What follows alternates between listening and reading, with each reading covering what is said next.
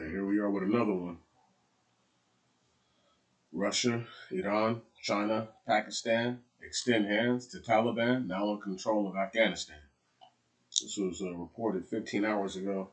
Somehow it got past my radar, so I didn't upload it last night. But that's just fine. Now, before we get carried away into this, brief disclaimer. Uh, this is what you're supposed to do. Word when when things like this happen. Uh, not You can't expect someone to get airstrike and air bombed for 2 decades plus, millions of deaths, and tens of millions more maimed and permanently injured, while the side who did that only has 10 thousands of deaths, hundreds of thousands maimed and injured. Uh, the numbers just don't add up when you get done. Whenever you try to justify what America did over there, the numbers don't add up. Let's read. As the Taliban government takeover of Afghanistan shakes the international community commitment to the country. Excuse me. As the Taliban's takeover of Afghanistan shakes the international community's commitment to the country, regional powers Russia, China, Iran, and Pakistan continue to maintain their embassies in Kabul while expressing their willingness to work with its new leaders. Now, who told y'all this over a week ago that when they took over that Russia, Iran, and China were going to for sure acknowledge that for a fact? Anyway, let's just keep it pushing. Pakistan was like, we riding. This is Taliban spokesman Zabihullah Mujahid. That's him right there. He's gesturing, they're saying. Let's go ahead and keep it pushing. Just as the Taliban was getting settled in the capital, Russian ambassador to Afghanistan, Dmitry Zernov, met with the group on Tuesday to discuss embassy security. Following his talks, he spoke highly of the group when he said it was conducting itself in a responsible and civilized manner since its largely peaceful capture of Kabul. They want to be sure there will be no provocations to avoid shooting, Zernov said in an interview with the Rossiya 24 outlet. Because particularly, everyone possesses a weapon, even teenagers. It looks like they are afraid that should anything happen, not through their fault, it may cast a shadow on them as masters of the situation. They don't conceal it. Speaking in Kaliningrad, Russian Foreign Minister Sergei Lavrov also saw a positive signal from the Taliban, specifically in the infamously hardline group's public commitments to respect the views of others. We are convinced and have known for quite a long time that only, as they say now, an inclusive dialogue involving all key forces can serve as a step towards normalization of the situation in Afghanistan, Lavrov said, according to the state-run TASS Russian news agency. Russia's run towards accepting the Taliban's legitimacy comes after its own difficult history in Afghanistan. In 1979, the Soviet Union entered a decade-long war in hopes of saving a Kabul-based communist administration from a Mujahideen resistance that was backed the U.S. and regional powers, including Pakistan and Saudi Arabia. And it should have said backed by the U.S. and regional powers, including Pakistan and Saudi Arabia. It was forced to withdraw and defeat a decade later, paving the way for the rise of the Taliban in the 1990s. Now, I must briefly say right here that the same CIA that trained the Mujahideen to fight the Russians are the same CIA. The reason why they were clear on the intelligence about it would rapidly fall because they helped the Taliban to retake over their own country. That's neither here nor there. I'm talking about warlords, CIA agents that became warlords in Afghanistan who became major Taliban leaders who had a bunch of children and pretty much, I'm not going to say lost their way, but they became the identity that they created. Let's go ahead and keep reading. The group took control of most of the country and effectively held Afghanistan until 2001. When the 9/11 conducted by Taliban ally Al Qaeda drew a massive U.S.-led intervention, stop right there. Al Qaeda is made up; they're make believe. Nobody knew who they were until that happened, and the Taliban actually hate. Most of them hate Al Qaeda, but that's neither here nor there. Moscow initially supported the Western effort in Afghanistan, but came to criticize its handling over the course of 2 decades. With the Taliban now back in control of Kabul, Lavrov told reporters that Moscow was not rushing in recognition of an Afghan government led by the group that Russia still considers a terrorist organization. The decision mirrors hesitation of other nations, including Russia's strategic partner, China, which borders Afghanistan directly. Just yesterday, I spoke with Chinese Foreign Minister Wang Yi. Lavrov added, "Our positions are in line. Beijing is seeking to portray an open mind as the new dynamic unfolds. China has all along maintained contact and communication with Afghanistan Taliban on the basis of fully respecting Afghanistan's sovereignty and the will of all factions in the country, and played a constructive role in promoting the political settlement of the Afghan issue," Chinese Foreign Ministry spokesperson Hua Chunying told reporters on Tuesday. There was an important caveat, however.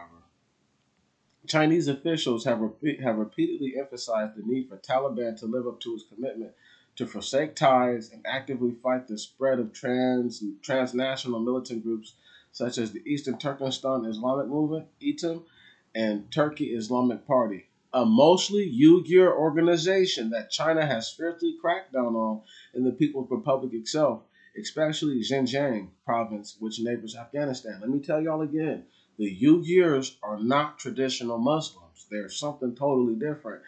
And they adapted to the way of life so that way they could survive, but they're not truly Muslims. Let's just keep it pushing. Wah said that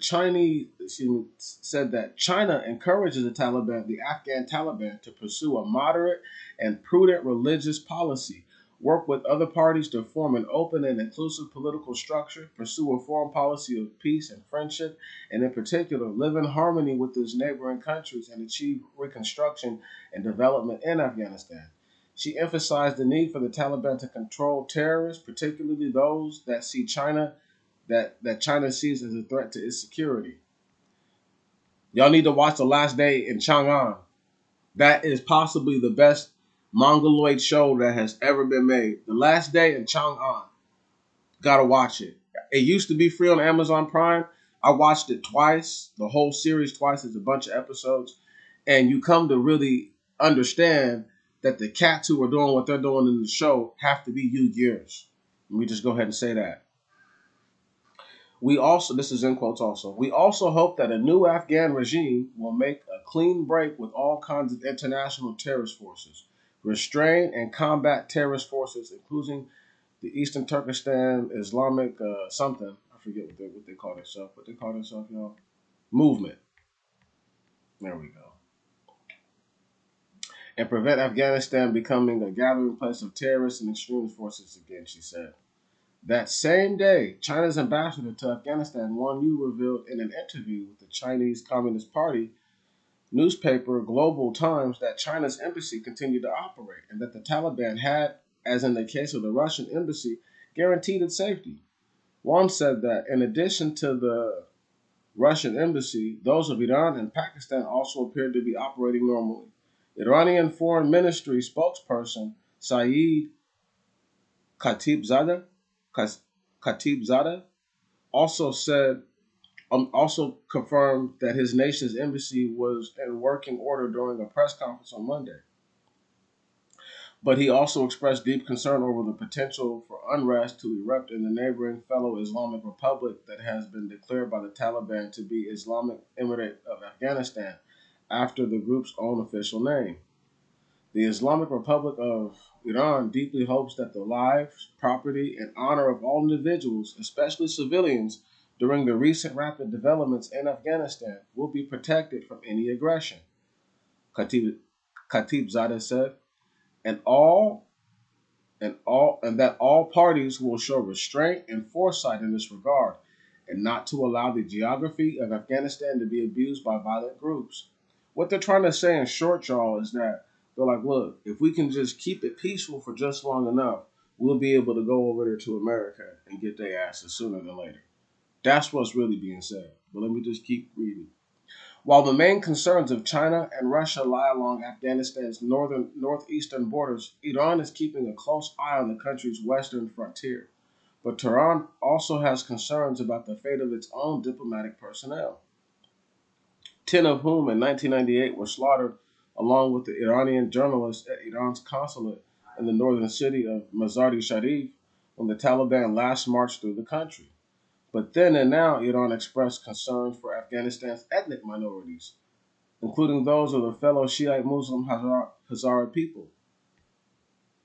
This is what I've been telling y'all. The Sunnis and the Shias are over there killing each other. It's not what people think. And then it's really just cats who converted from one dude who believes one thing, another guy who believes another thing.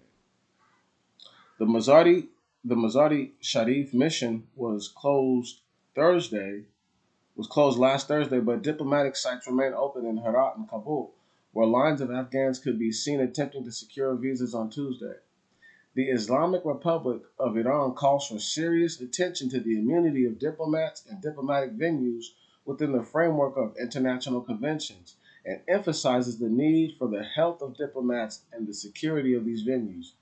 Khatibzadeh said, "It is clear that the Ministry of Foreign Affairs is in constant contact with the diplomatic staff at its embassies and consulates in Kabul and Herat and is constantly monitoring developments." Like China and Russia, Iran has hosted delegations of the Taliban in the lead up to the final phase of the group's offensive in Afghanistan, urging diplomacy but also establishing a working relationship. What they're trying to say is that look, they were urging these dudes to be cool, but also at the same time let them do their thing enough to where they don't feel like we're trying to hold them like a dog on a chain, or let these dudes operate. Even though China, Russia, and Iran all um, all in some way, shape, or form, either passively or actively, help for the takeover to be the way that it is, because they wanted to be able to recognize them as a legit. They can't say that they're legitimate right now. It's just too soon. But in a couple months, if these guys hold up just the end of the bargain just enough, it's going to look a lot different. Now let's go ahead and keep reading. And just another thing, quick caveat. Like Brother Andre said the other day, there are no pictures of the people who were happy about what happened in Afghanistan. There are no articles about the people who were like, this is what we wanted. So we're only getting one side of the story. We're only one side, the one side that they want us to see, which is everybody is pissed off that the Taliban took over. But that just can't be the case because everybody's not trying to leave Afghanistan. Let's go ahead and say it like that. Of the countries in the region, however, none has enjoyed so close a relationship with the Taliban as Pakistan, which shares Afghanistan's longest border. Despite its proximity and long history with conflict in Afghanistan, Pakistan has denied requests to speak at two United Nations Security Council's gatherings on Afghanistan at a time when the group's rotating presidency was held by Pakistan's top foe, India. Islamabad and New Delhi have accused one another of using Afghanistan to sponsor militant groups to attack one another. Indian Foreign Ministry Subramanyam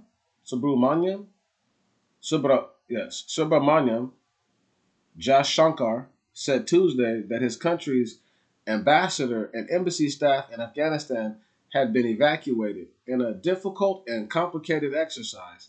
Meanwhile, Pakistani Foreign Minister Shah Mahmood Qureshi uh, announced Tuesday that Islamabad's Kabul embassy was extending full consular services to all, including missions, organizations, medias, and families. Also on Tuesday, Pakistan Information Broadcasting Minister Chaudhry Fawad Hussain told a press briefing that Islamabad would find consult with other countries before offering recognition to the Taliban government, as it did along with the Saudi Arabia and the United Arab Emirates in the 1990s. Shah discussed the situation in Afghanistan with Secretary of State Anthony Blinken on Monday, as did their counterparts from China and Russia. Since the Taliban's taking of Kabul, the U.S. approach to Afghanistan has largely been limited to securing the evacuations of citizens who work for the 20-year U.S. military presence in the country. But U.S. Chargé d'Affaires Ross Wilson denied on Tuesday false reports that Washington embassy in Kabul had closed. He tweeted that he and his staff were working hard to help thousands of U.S. citizens and vulnerable Afghan in continuing engagement here. Our commitment to the Afghan people endures, Wilson said. As to the next steps in the relationship between Washington and Kabul, White House National Security Advisor Jake Sullivan told a press conference that it would be really premature to address the question of whether or not to recognize the Taliban government given the ongoing turmoil. Even the U.S. might have to capitulate that these niggas are a government. Come on, man. Listen, like I said, Rick owes me a standing ovation. I done held it down for Rick for a hot second, telling everybody what's popping. Don't worry. That's why I read it to y'all. I want y'all to see Rick, get it in. This is it, y'all. This is it. I just wanted to run through it one more time just to look at it. Let's stop right here. China has all along maintained contact and communication with the Afghan Taliban on the basis of fully respecting Afghanistan's sovereignty and the will of all factions in the country, and played a constructive role in promoting the political settlement of Afghan issues. Stop right there.